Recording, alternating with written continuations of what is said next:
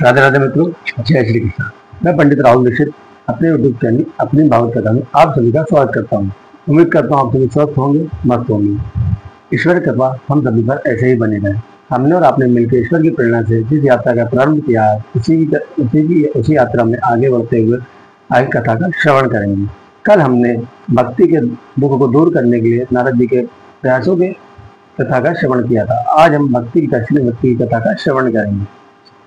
तुंड महाकाय सूर्यकोटि समप्रभा निर्विघ्नं ब्रह्मदेव सर्वकार्येषु सर्वदा। गुरुर्ब्रह्मा गुरुर्विष्णु गुरुर्देवो महेश्वरा। गुरुर् साक्षात् परब्रह्म तस्मै श्री गुरवे नमः। ओम नमो भगवते वासुदेवाय नमः। सच्चिदानंद रूपाय विश्वोत्पत्त्यादि हेतवे तापत्रय विनाशाय श्री कृष्णाय वयं नमः। सच्चिदानंद स्वरूप भगवान श्री कृष्ण जी को हम नमस्कार करते हैं, जो जगत की उत्पत्ति, स्थिति, प्रलय के हेतु तथा आध्यात्मिक, आदिदेविक और आदिबौद्धिक तीनों प्रकार के तापों का नाश करने वाले। ऐसे भगवान श्री कृष्ण जी के शरण कमलों में हम उनकी शरण ग्रहण करते हैं, उनको बारंबार प्रणाम करते हैं, नमस्कार करते हैं। तो अब हम कथा की ओर आगे बढ़ते हैं। ज्ञान यज्ञं करिष्यामि शुक्रशास्त्र कथोज्वलं भक्ति ज्ञान विरागाणं स्नापनार्थं प्रयत्नता। देवर्षि नारद जी कहते हैं, अब मैं भक्ति ज्ञान और वैराग को स्थापित करने के लिए श्रीमद् भागवत कथा द्वारा ज्ञान यज्ञ कराऊंगा।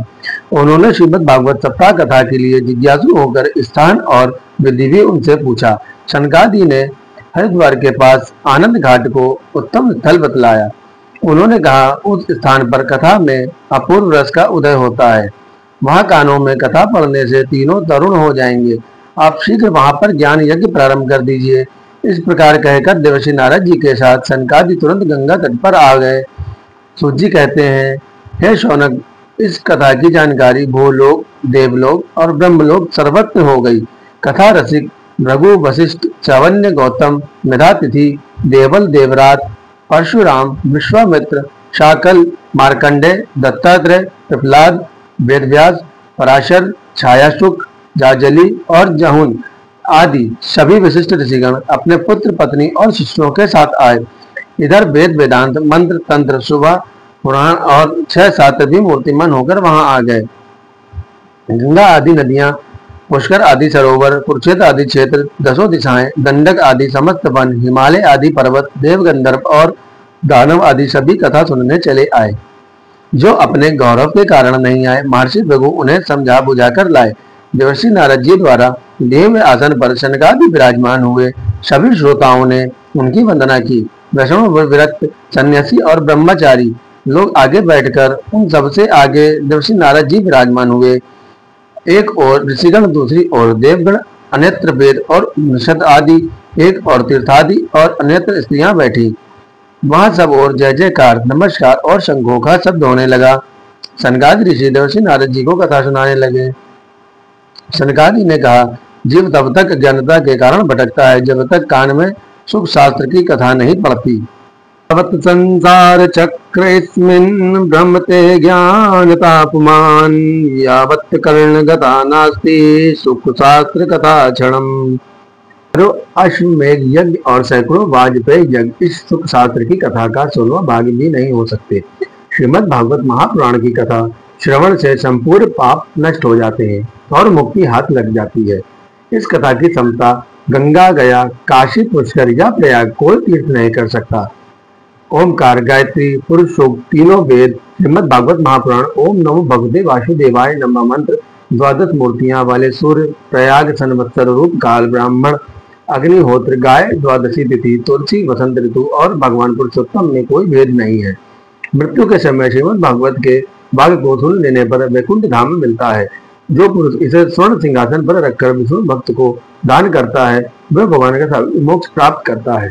सिंहयुतं चैतन्यवाय ददाति च कृष्णेन सह सायुज्यं थापुमान् लभते ध्रुवम्।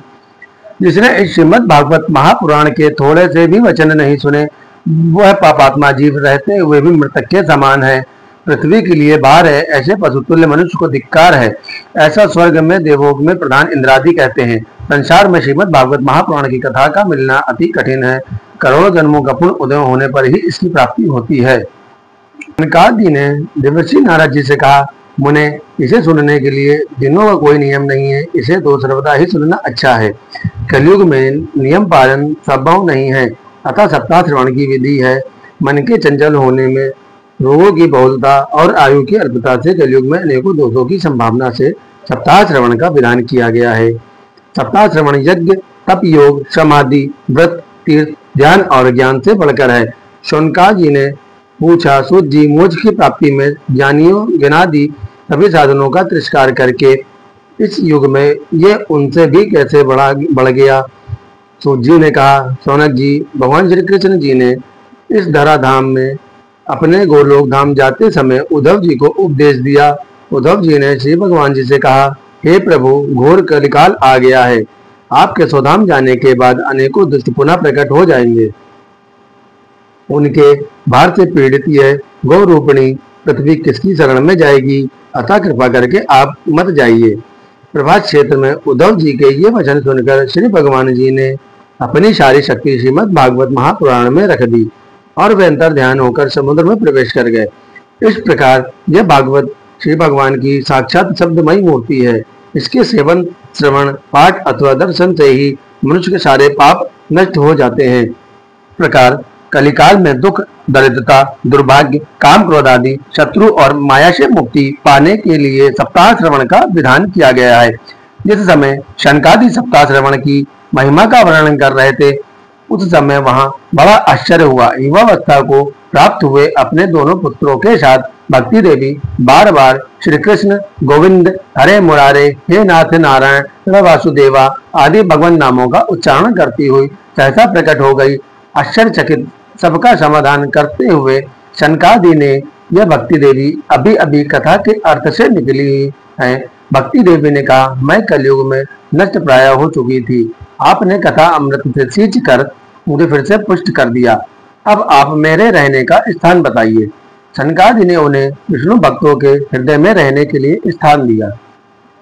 इस प्रकार जिनके हृदय में भक्ति निवास करती है, वह निर्धन होने पर भी त्रिलोकी में धन्य है, क्योंकि भक्ति की डोरी से बंधकर साक्षात भगवान अपने परम धाम को छोड़कर उनके हृदय में आकर निवास करते हैं। भुवन मध्ये निर्धाना स्ते धन्या निवसति हृदय शाम श्री हरि भक्ति रेका हरिरपि निज लोकम सर्वथा तो विहाय प्रविशति हृदय तेषां भक्ति सूत्रोपनदा। बंधुओं, आज हम अपनी कथा को यही विश्राम देते हैं और कल पुनः कथा का श्रवण करेंगे। हम सभी को गौ सेवा जरूर करनी चाहिए और उसके लिए अपने आसपास के लोगों को भी प्रेरित करना चाहिए। गौ की सेवा से वासुदेव भगवान श्री कृष्ण हम सभी पर प्रसन्न होते हैं और हमें उनका निज धाम गोलोक प्राप्त होता है।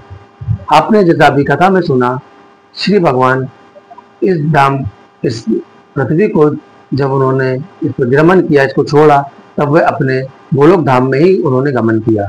तो गौ की सेवा हमें अवश्य करनी चाहिए।